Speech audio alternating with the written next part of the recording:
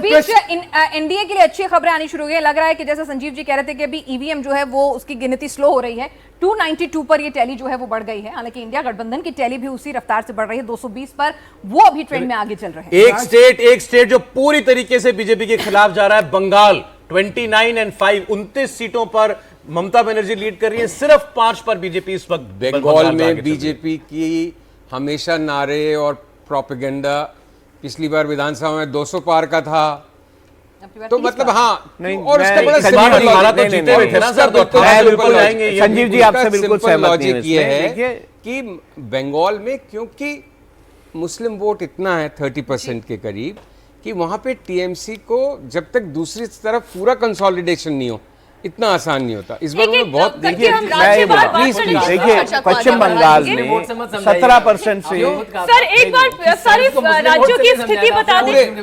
पश्चिम बंगाल की 42 सीटों पर तृणमूल इस वक्त 29 सीटों पर लीड करती हुई दिखाई दे रही है। बीजेपी 5 सीटों पर लीड करती दिखाई दे रही है। एक सीट कांग्रेस के पास लेफ्ट 0 पर दिखाई दे रही है। पश्चिम बंगाल के बाद एक और राज्य की बात कर ले, उत्तर प्रदेश की लगातार चर्चा हो रही है, लेकिन आंध्र प्रदेश टीडीपी सबसे बड़ी पार्टी 14 सीटों पर लीड लेती हुई, बीजेपी 3 सीटों पर, वाईएसआरसीपी की पार्टी 6 सीट आप देख रहे हैं लीड करती हुई। जनसेना 19-6 है यहाँ पर, एनडीए 19 हो गया, 6 ऑपोजिशन।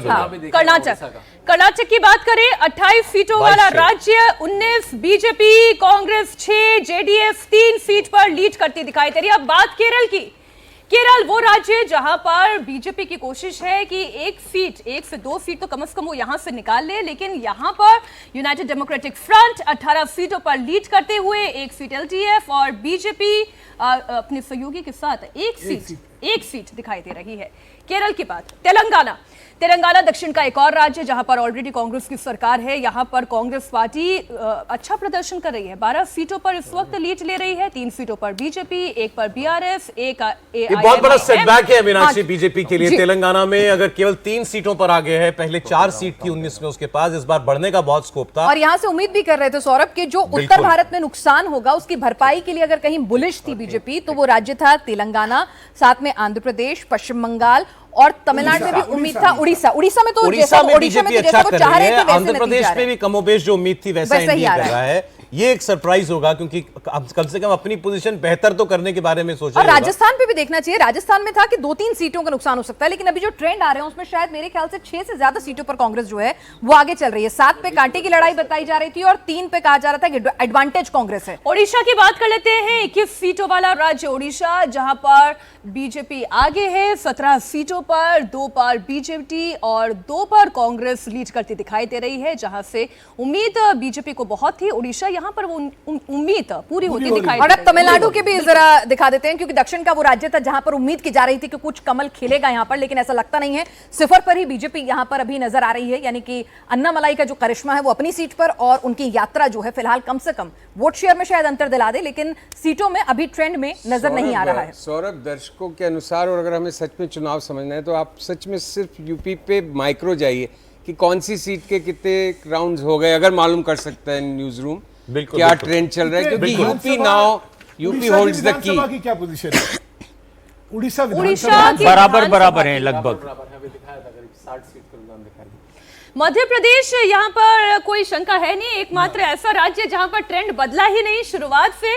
29 की 29 बीजेपी के पास। ये देखिए एक इकलौता राज्य जहां पर ट्रेंड जो शुरुआत में था वही कंटिन्यू दिखाई दे रहा है, तो इसका मतलब ये कि एक्सपेक्टेड लाइंस पर ही यहाँ के नतीजे हो सकते हैं। 29 सीट बीजेपी क्लीन स्वीप कर रही है। छिंदवाड़ा जो है आखिरकार आ ही गया है खाते में। गुजरात का भी देख लीजिए। अब आप गुजरात के ट्रेंड्स जो हमारे पास हैं, 1 सीट पर कांग्रेस पार्टी आगे है अभी 25-1। पिछले 2 चुनाव से लगातार 26-26 बीजेपी को मिलता आया।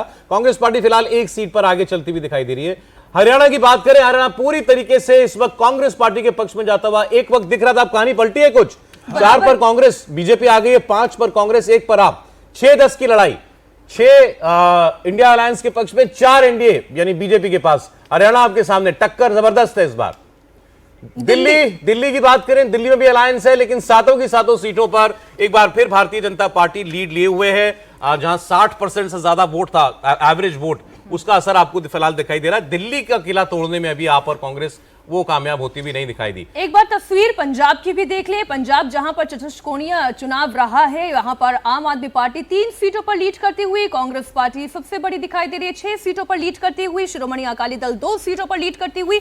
और बड़ी हैरानी की बात है, बीजेपी को यहाँ से लग रहा है कि खाता खुलेगा भी नहीं, हैरानी को कोई बात नहीं है। पंजाब में बीजेपी अपने दम पर कभी कुछ कर ही नहीं पाई। अब तक अकाली दल के साथ लड़ती थी, क्योंकि बीजेपी वहाँ सिर्फ शहरों की पार्टी है, गांव में बीजेपी का बहुत कुछ नहीं है। और इस बार बीजेपी ने जितने भी कैंडिडेट लड़ाए वो बोरोड थे। कोई आम आदमी पार्टी से लिया, कोई 2 कांग्रेस से लिए, तो अपना अस्तित्व बीजेपी का पंजाब में कुछ नहीं है। अगर वो कैंडिडेट जीते तो समझेंगे कि रवनीत बिट्टू जीते या जालंधर में, तो ये अपने दम पर जीतेंगे। जी, एक बार बिहार की भी बात कर लें। बिहार 40 सीटों वाला राज्य, जहां पर बीजेपी 15 सीटों पर लीड करती हुई, जेडीयू की बात करें 13 सीटों पर लीड करती हुई, एलजेपी 5 सीटों पर लड़ी, 5 सीटों पर लीड करती हुई, आरजेडी 3 सीटों पर, इसके अलावा कांग्रेस 2 सीटों पर लीड करती हुई दिखाई दे रही है। अब ये 2 सीटें कौन सी हैं जिन पर कांग्रेस पार्टी लीड करी है, ये जानना 34 एनडीए की सीटें हैं 40 में से, लेकिन बिहार में मतलब बहुत अच्छा परफॉर्मेंस रहा है पार्टी का। 5 सीटों का नुकसान बिहार में। आप नुकसान ढूंढ ले रहे हैं। नहीं 40 में से 39 सीटें थी, ये बात सही है। और एक एक तो किशनगंज की सीट तो थी, गणित की बात जी, है, बिल्कुल। इसमें ढूंढने की बात नहीं है। और मेरे ख्याल से पिछली बार अगर बात करें, एक डेटा में पढ़ रही थी कि 200 सीटें ऐसी थी बीजेपी के पास जिसमें 50% वोट के साथ जो है उसने जीती थी, और कांग्रेस के पास मुश्किल से शायद 19 सीटें शायद ऐसी थी जिसमें उसका एक परसेंटेज, अच्छा परसेंटेज कहा जा सकता है, शायद 40 के आसपास था। I am not too sure about that. देखिए, जनरली परसेप्शन में यूपी ज्यादा बीजेपी के लिए मजबूत माना जा रहा था, बिहार इतना मजबूत नहीं माना जा रहा था। बिल्कुल। तो बिहार में ये प्रदर्शन इसलिए कमेंडेबल है जब आप इसको कंपेयर करते हैं उत्तर प्रदेश से। और बिल्कुल 2 महीने पहले आपने नीतीश कुमार को अपनी तरफ कर लिया, तो जो कास्ट सेंसस के प्रणेता माने जा रहे थे, जिसपे राहुल गांधी ने पूरा चुनाव लड़ा, तो मेरे ख्याल से एक बड़ा मूव था जो आंध्र प्रदेश में किया और जो बिहार में करा। भाजपा ने अंतिम बिहार की राजनीति बड़ी विचित्र है। वहां पे क्या है कि लालू जी के पास MY कॉम्बिनेशन, और वहां पे यादव भी बहुत ज्यादा उत्तर प्रदेश। MY कॉम्बिनेशन हो गया ना, लेकिन ये कॉम्बिनेशन अपने आप में सफिशिएंट नहीं होता है जिताने के लिए। ऐसे ही जो अपर कास्ट का कंसोलिडेशन रहता है वो हमेशा भाजपा के साथ रहता है, लेकिन ये भी अपने आप में जो है वो सफिशिएंट नहीं होता है जिताने के लिए। तो इसीलिए नीतीश कुमार जी का जिधर पड़ रहा उनका जाता है, उधर वो तो जीत का। सुधांशु, आप ये बताइए कि इस समय जो सबसे दिलचस्प मेरे हिसाब से बिहार के संदर्भ में प्रश्न है कि क्या नीतीश कुमार को अब भी दिल्ली ला पाएगी बीजेपी? देखिए, अभी इन पे कयास करने से क्या फायदा। पहले तो इन चुनाव, मेरा कहना है, देखिए चुनाव के नतीजे आने दीजिए, सारी चीजें पूरे देश के परिप्रेक्ष्य में देखी जाती हैं, तो इसलिए वो छोड़ देते हैं। लेकिन इसमें ये साफ दिख रहा है फिर कि नीतीश जी का जिसके साथ भी दामन वो थामते हैं, उसकी तरफ जीत का सेहरा उसके पास पड़ जाता है। प्रशांत किशोर ने ठीक कहा था कि बिहार की कोई भी रेसिपी नीतीश कुमार एक ऐसा नमक है उसके बिना नहीं बन सकती। तो वो भले ही ज्यादा नहीं हो, रेसिपी उनके बिना मतलब बन सकती है, लेकिन नमक प्रशांत किशोर ने एक बात तो सही कही, मतलब बाकी तो गलत हो गए वो सारे। नहीं, अभी नहीं पता। देखिए, अभी तक के ट्रेंड्स के लेकिन आरजेडी की भी बात होनी चाहिए। पिछली बार 0 थी, इस बार 3 सीटें लाती 3 सीटें ना। मैं फिर देखिए, लेकिन परिप्रेक्ष्य में आरजेडी लार्जेस्ट सिंगल पार्टी थे वहां पे विधानसभा में। हम ये क्यों भूल रहे हैं? तो इसलिए अब की बार फिर उम्मीद करना कि वो 0 होती, ये तो संभव ही नहीं था ना। लार्जेस्ट सिंगल पार्टी जैसे भाजपा के लिए अगर यूपी में जो रिजल्ट्स खराब होते हैं तो स्वाभाविक तौर पे भाजपा के लिए अच्छा नहीं है, क्योंकि आप वहां पे सरकार बनाए हुए शुरू हुए सुधांशु, अभी 9:45 भी नहीं, अभी 10:15 भी नहीं बजा। हाँ। सो एक्चुअली जितने हमारे comments we are commenting on the basis of Hypothesis. Present trends, these इसीलिए trends रुकना चाहिए can अभी। have the potential of changing actually. एक बार फिर से हम टेली की तरफ नजर डालते हैं। 294 सीट पर एनडीए लीड करती हुई, 219 सीट पर इंडिया अलायंस लीड करती हुई।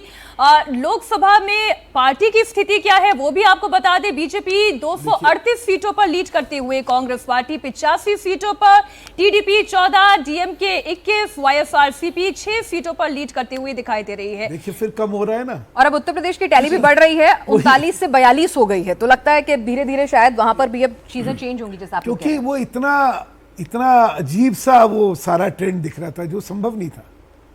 मेरा तो हमेशा मानना है उसको, मतलब कम हो सकती है, लेकिन भाजपा सापा जीत जाएगी।